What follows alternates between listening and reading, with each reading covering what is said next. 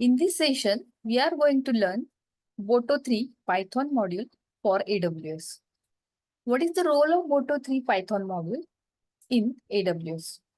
That we are going to learn. These are the contents which we are going to complete in this session. First is introduction, then what are the features of the boto3 modules, then some advantages of boto3 Python module. We will discuss some real-time tasks to understand how to use the boto3 module for AWS.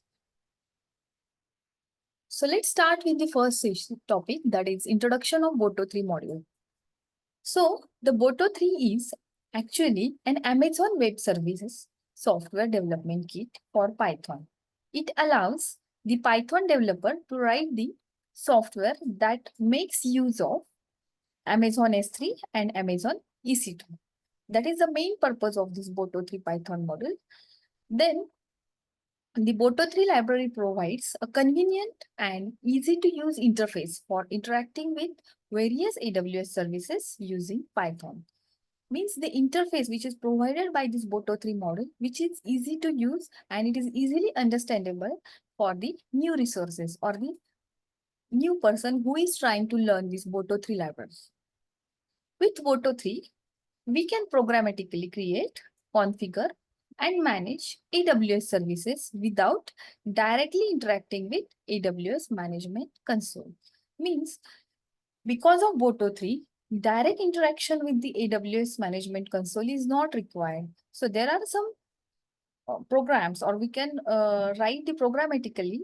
We can create, configure, and manage the services of the AWS instead of contacting directly with the AWS Management Console. So that is about the introduction.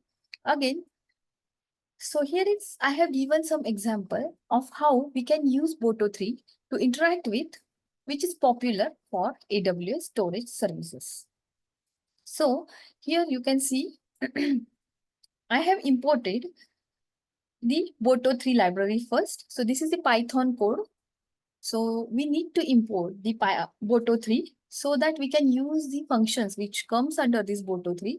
Then in the second row, that is boto3.client in bracket S3, we are creating the client object for S3 service. Okay, so this particular method will create the client objects for S3 service. Then after that, we are retrieving the list of buckets. So in this response variable, list of buckets are getting retrieved. Then here we are extracting, in the next line, we are extracting name of buckets from the response. Whatever response we are getting, so we have to extract the name of bucket. So here you can see there are two parameters. One is name and other one, that is response. So here this name parameter holds the name of buckets. Then response is a directory. This response is a directory which contains a key buckets, which maps list of buckets directories. And here we are printing the list of buckets. So this is a very popular example for boto3, how we are interacting with the boto3 with the Python modules. Next, some of the features of the boto3 that we are going to know. So the first feature, that is comprehensive AWS service support. boto3 supports a vast array of AWS services, including, but not limited to, the Amazon S3, EC2, Lambda, DynamoDB, SQS, SNS, and many others. So it provides the many services support.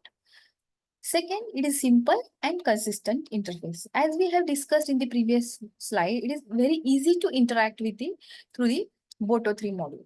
Okay, so boto3 provides the consistent and easy to use Pythonic interface across different AWS services, making intuitive for developers to work with.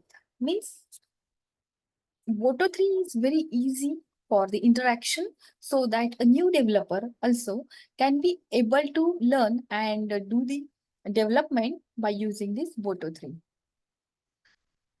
Third, that is client and resource interfaces.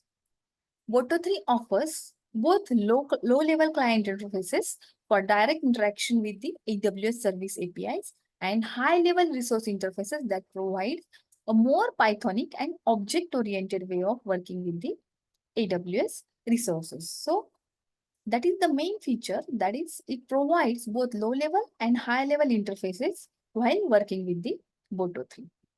The next feature, that is cross-account resource access. boto3 supports assuming roles to enable cross-account access, allowing Python application to interact with the AWS resources in different accounts. That is one of the feature of the boto3. Then multi-part uploads for large objects. While working with the services like Amazon S3, boto3 supports multi-part uploads, which is beneficial for efficiently uploading the large objects. Means whenever a task is to upload the larger object, so in that case, the boto3 supports a multi-part object for the larger object. Then the next feature, that is asynchronous operation. boto3 provides support for asynchronous operations using boto-core library. There is a library, that is boto-core, which provides the asynchronous operation, allowing you to perform non-blocking calls. So these are some of the features. First is we have seen, that is comprehensive AWS service support, then simple and consistent interface, then client and resource interfaces it provides, then cross account resource access is also provided by the boto3, multi-part uploads for the larger object as I said, then asynchronous operations by using a boto-core library. These are the main and basic features which boto3 module supports. Now let's move to the next point, that is advantages of the boto3.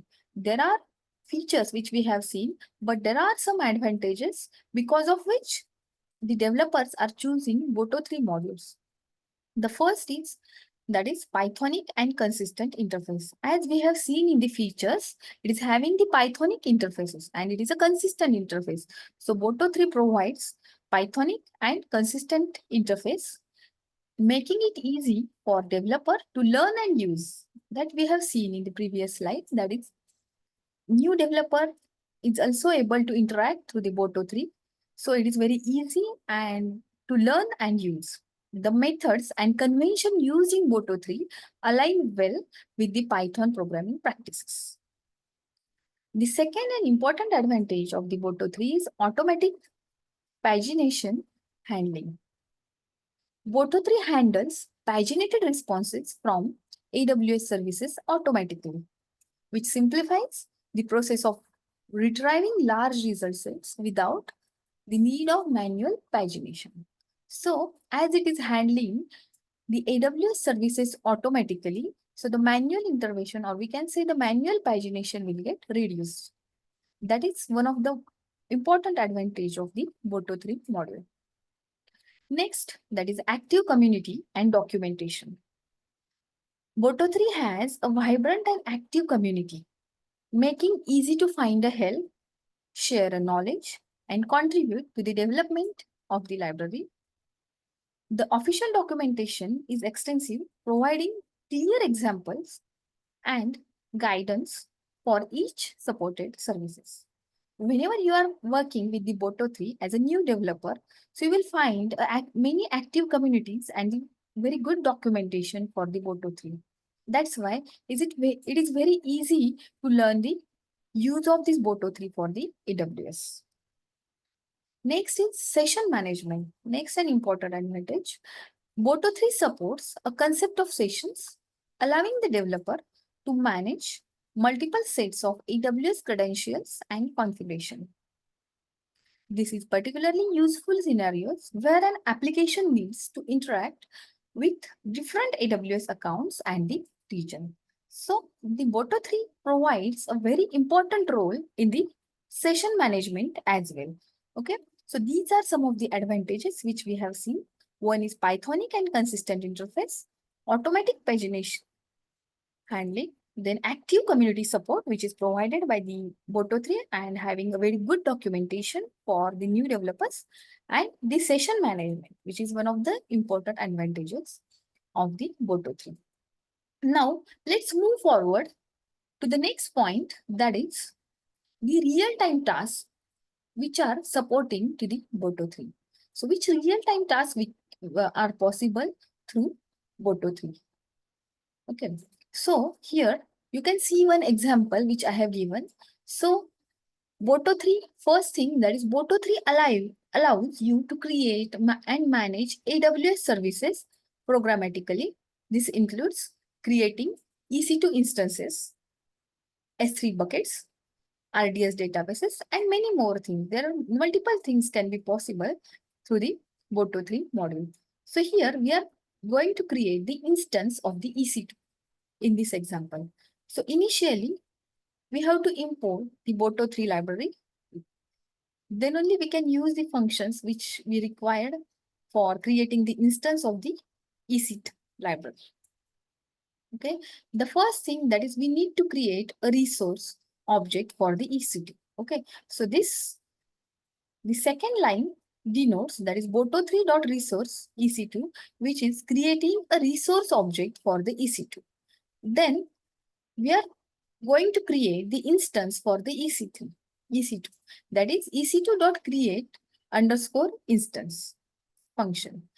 Okay, and these are some of the parameters which we need to pass for creating the instance. First is the image ID, then minimum count, maximum count, and instance time. So here the image ID is nothing but the ID of AMI, that is ID of Amazon machine image, which we need to provide while creating the instance, which is a unique.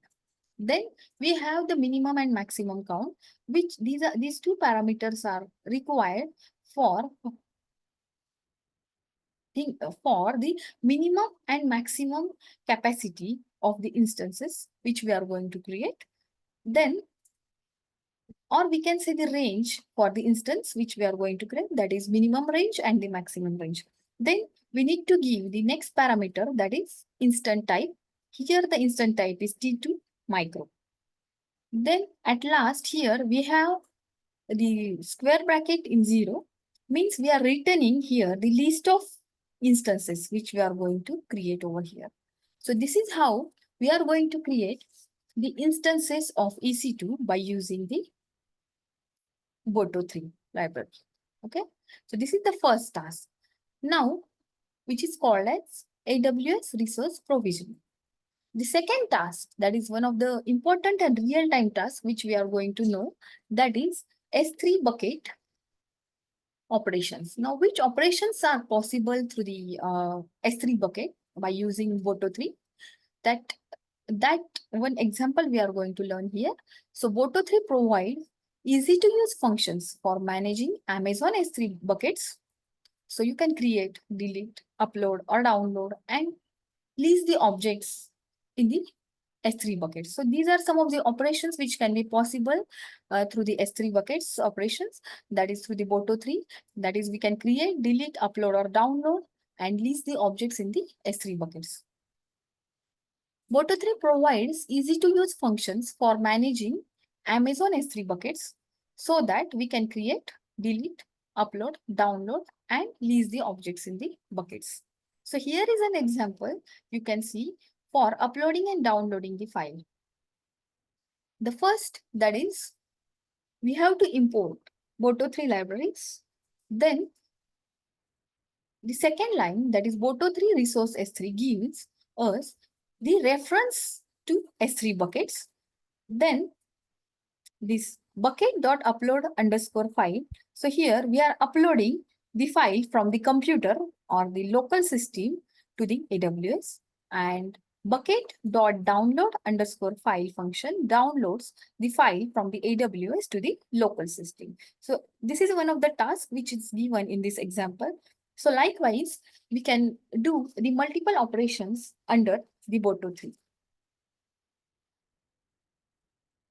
Now, the next and important one more task, that is the real-time function which we can use, that is the function which comes under the boto3, that is lambda function. We can say lambda function for the invocation. Okay, so boto3 is again used for to invoke the lambda function and pass the parameters through that particular Lambda function. So you can see here a code example of the real-time task of the Lambda function. First, we have to import boto3 library. Then the second line, that is boto3.client.lambda. Here we are invoking the Lambda function. Under that Lambda function, we have a multiple various parameters. One is function name, invocation type, and payload. So these three particular parameters are required for invocation of the Lambda function. The first parameter, that is function name, which is the name of our Lambda function, which is given as my Lambda function over here. Then invocation type is mentioned as request response. Then we have the third particular parameter, that is payload, which is a key and value pair we have to give under that payload function, which is JSON payload set to Lambda. So these are the important parameters while invoking the Lambda function.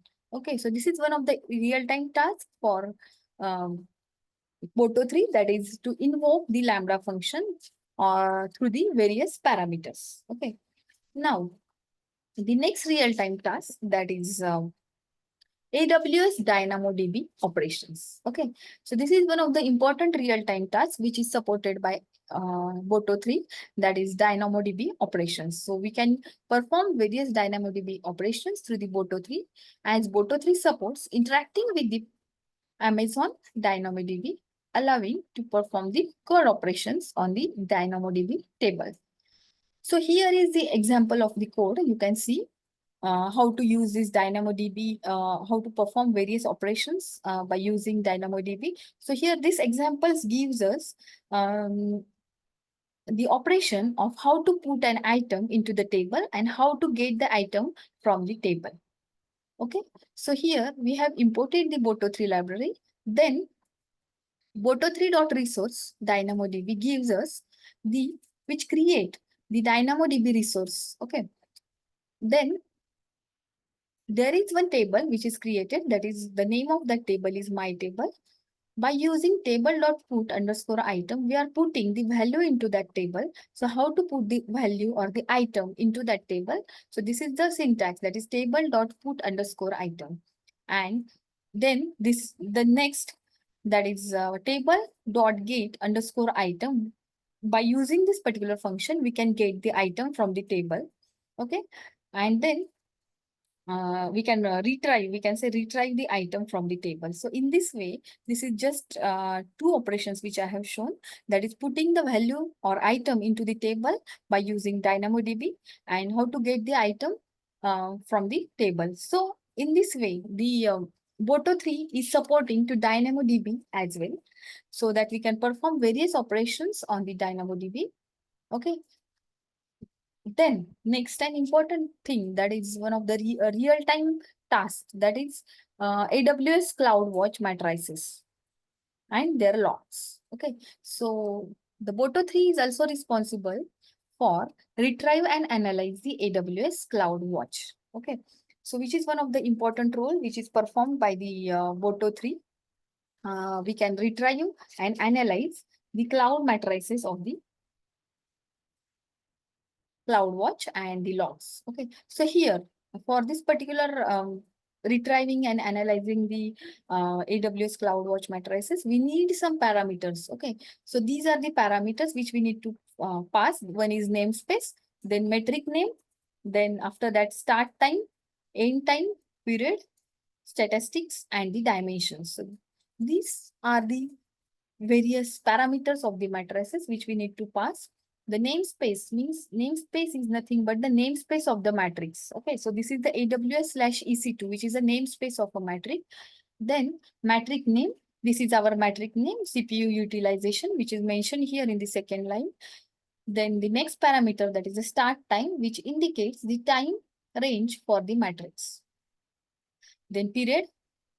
End time is the end time, or we can say end time of the matrix. Then period, that is a granularity in seconds. Okay, for the matrix. Then statistic, the next parameter, that is statistic to return which is the average case. Okay, so here, which is the average case that will be written by using the statistic. Then the dimension, we have to mention the dimension here, a list of dimension where the namespace ID specifies the EC2 instance. Okay, so these are some of the parameters or the get the matrices statistics for the AWS Cloud Watch matrices we need to pass. So this is one of the real-time tasks and important tasks which is supported by the AWS. Now, how to use the boto3 module with the AWS? Okay, so this is one of the sample example which I have mentioned, like how we can use this boto3 module. What are the basic operations for the boto3 module? So which enlist create an S3 instance. That is the first operations which we have to perform. That is, we have to create the S3 client. Okay, so this is the syntax which I have mentioned here. That is boto3. First, we have to import the boto3 library, then boto3.client and the name of the client, that is S3, which is mentioned in the bracket, you can see. Then this is the syntax for listing out the buckets in your account, like how many buckets are there in your account. So the syntax is S3. S3 is our client, that is S3. That's why we are writing here S3 underscore, sorry, dot list underscore bucket. So which enlist or list the how many buckets are there actually in your account. Okay, so this is again a important and basic syntax which comes under the boto3 library. Then print the bucket name. Once we are getting the list of buckets, how to print that? Okay, so this is the syntax. So here, how many buckets are there? So for that purpose, here for loop is used for bucket in response. Here the buckets number, and then we are going to print the name of that particular bucket. Okay, so it will list or enlist the number of buckets which are present in your account. Then the next and important thing, that is create a new bucket. Okay, which is one of the important operation which is performed by the boto3. So this is the syntax. First is the bucket name is equal to, you have to write here the new, your bucket name, that is my new bucket, which I have mentioned over here. This is a bucket name. Then S3 dot create underscore bucket. So this is the function for creating the bucket. And then we have to give the bucket name in the round bracket. Okay, so these are some of the basic operations of the boto3 model, which which are very important. One is the create an S3 client, which is very important. Then list the number of buckets which are already there in your account. Then printing the buckets. Once you are getting the list, how to print that particular buckets, and then create a new bucket of your own by using the boto3 model. Okay, so these are some of the real-time tasks and important and required things for the boto3, which we have learned today. Okay, next, in the next sessions, we are going to learn some advanced part of the boto3, which is used for the Python.